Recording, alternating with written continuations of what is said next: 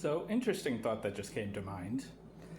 Have you guys ever noticed that any showrunner whose first name is Scott and last name rhymes with something unfortunate ends up being a terrible showrunner? Think about it. You've got Scott Buck, the guy who did the last 3 seasons of Dexter's original run, which, that ending, yikes. He did the first season of Iron Fist on Netflix, which is not very well received at all. The second season's much better. Total mess with that one. And then he also did Inhumans. Ugh.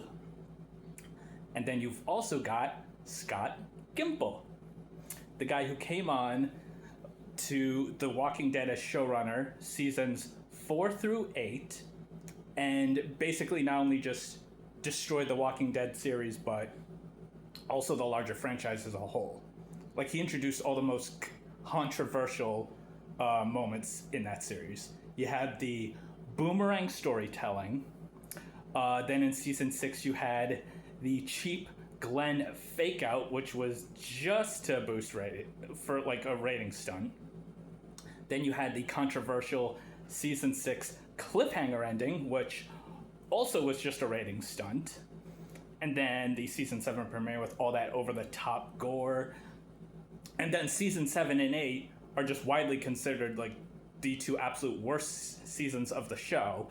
And of course, what absolutely sunk the ship, the decision in season 8, the death of Carl. Carl, literally, he survived getting shot in the gut. He survived nearly having the unspeakable done to him by an absolute monster. He survived getting his eye shot out, and then he's about to be killed by a maniac with a barbed wire bat, only to be saved by a tiger. And then how does he go out?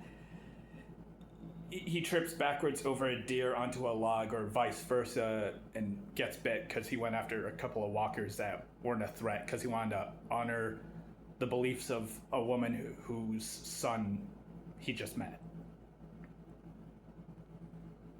Like, that's not how you treat Carl.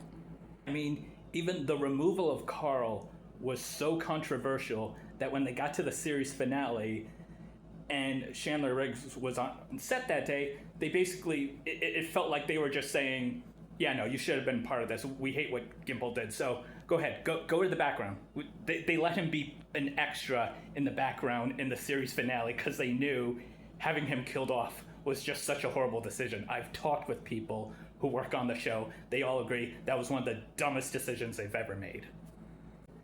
And then he gets removed to showrunner, but he's still overseeing the larger Walking Dead universe, like that whole scope.